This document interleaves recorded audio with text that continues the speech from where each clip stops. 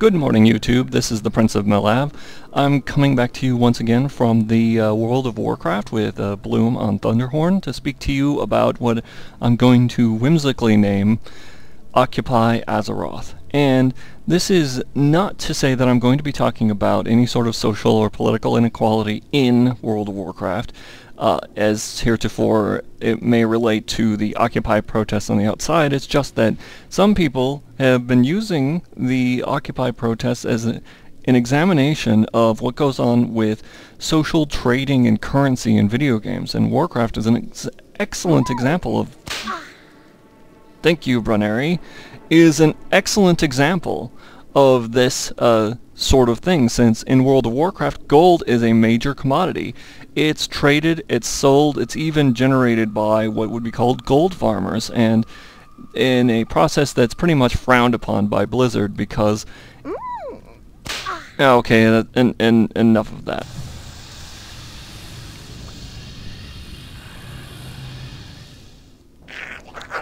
I knew that might become a problem. In the meantime, Bloom, say hello to everyone. Hi there. And we're going to run off to one of the banks, the one in Undercity immediately behind me, and I'm going to discuss some of the interesting things that have been discovered about the distribution of the in-game currency, gold, in a World of Warcraft. So, if you'll come along with me.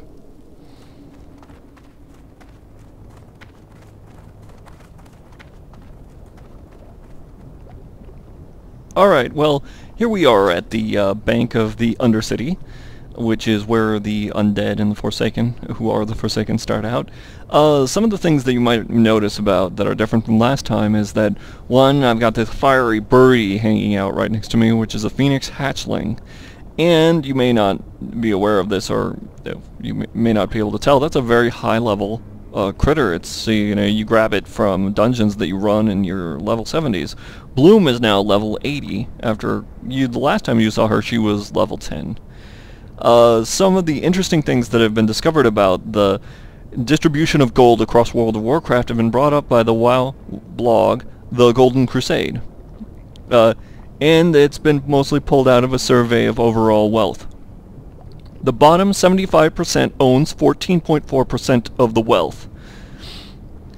And the first quartile was 12,000 gold, while the third was 108,000 gold. The 99% owns 75% of the wealth, leaving 24.25% to the top 1% of players.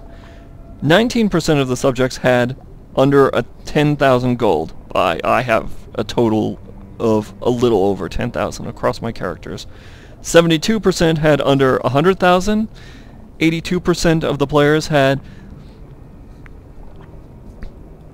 were under the reported sample average.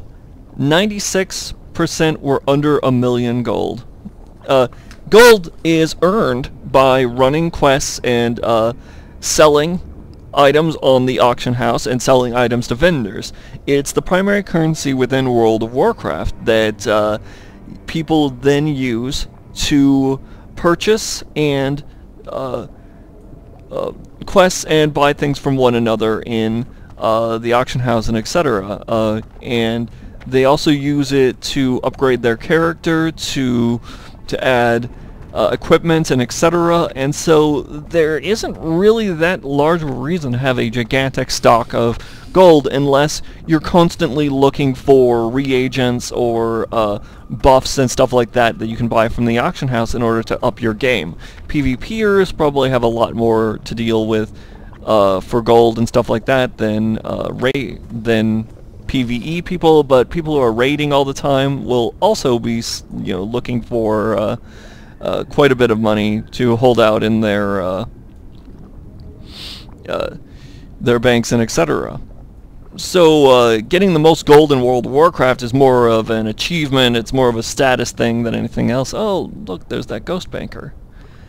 And also, there's a certain amount of gold selling and gold farming that goes on in World of Warcraft. As I mentioned before, it's kind of frowned upon by Blizzard, and for the most part, there's no way to change your money, your dollars and cash, into gold in the World of Warcraft without buying from a gold seller or, paying someone to farm gold for you. However, until recently, World of Warcraft started making a pet that you can buy in their cash shop that can then be traded on the market. As a result, people will be able to use money and then sell this pet on the market. So I'm going to go over that next, and to do that I'm going to head off to the bank at Orgrimmar instead. So I'll see you there.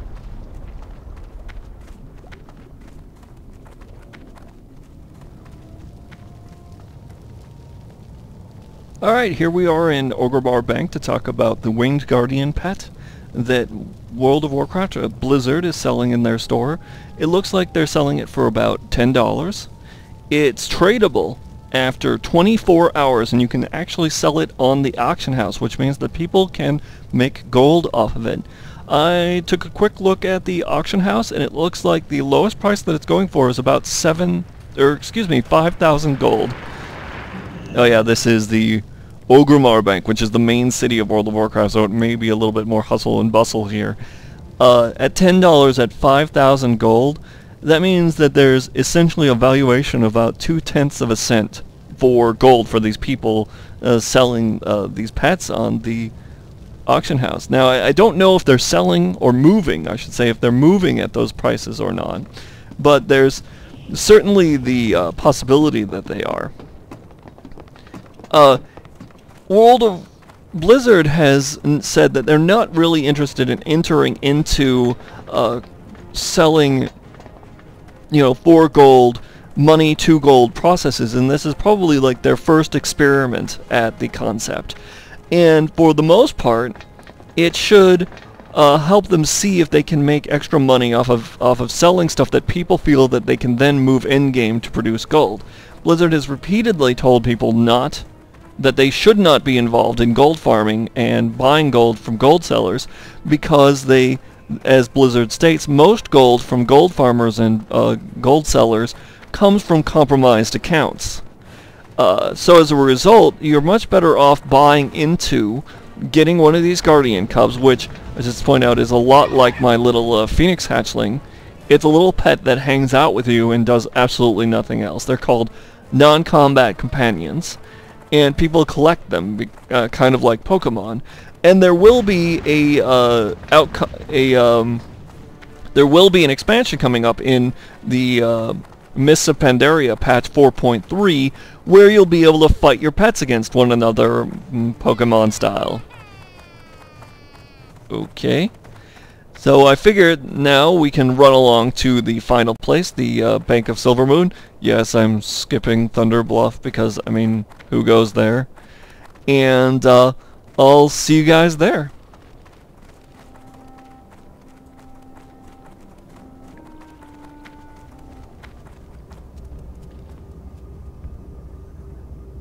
Alright, well, here we are for the last part of my discussion in the Silvermoon Bank, which is where the Blood Elves are from.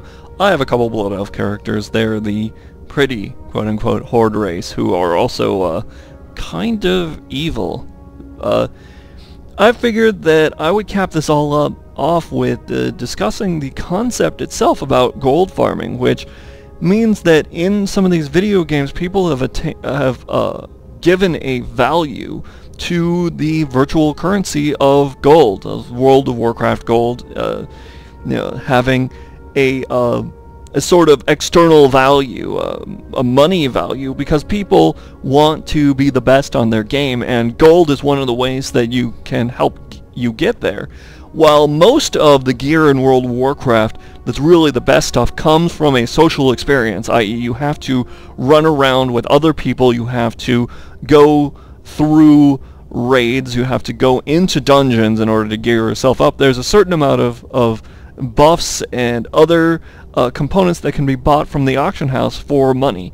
Gold farming and etc., people pouring value onto this currency inflates the amount of money that, or gold, that particular people might have, which can in turn inflate the prices on the auction house.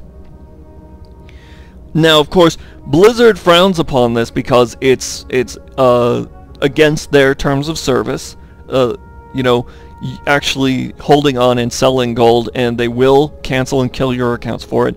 There are numerous people showing up in a lot of the main cities like Orgrimmar or Silvermoon and blasting the chat, stating that they're selling gold or they're selling bind on equip epics, etc. Go to their website, use PayPal, that sort of thing.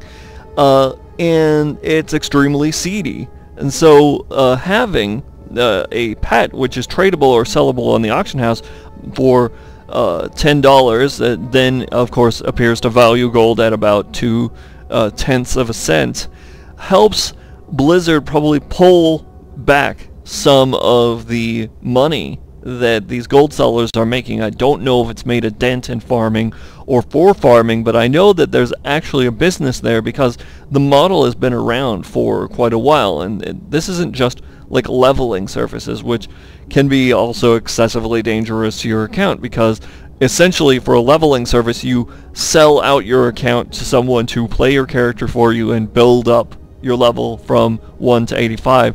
It's a way of like just literally skipping playing the game, and inherently ouch, inherently this sort of makes sense for people who, interesting, a cat, for people who already have several high-level characters and want to enter into the raiding scene as quickly as possible rather than playing through all the content that they've already seen.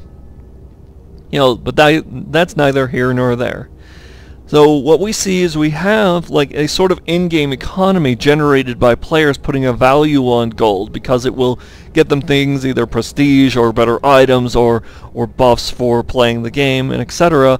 And we have Blizzard trying to take back some of the power that gold sellers have by exploiting the value that people see in it. And also, it can be a little bit of a problematic experience buying gold from a gold seller because they might not deliver the product. They certainly have an incentive to lie to you about you know, having not delivered it because it can get them in trouble and can get you into trouble.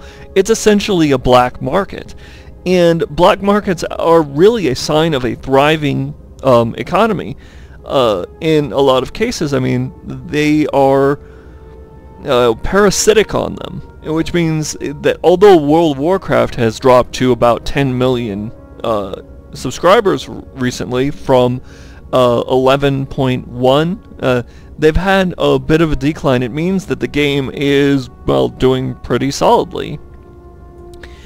And, well, that's the sum total of my discussion on the subject. I hope that you guys have an excellent night. And to you, good night and good dreams. Say farewell, Bloom. Goodbye. Later, everyone.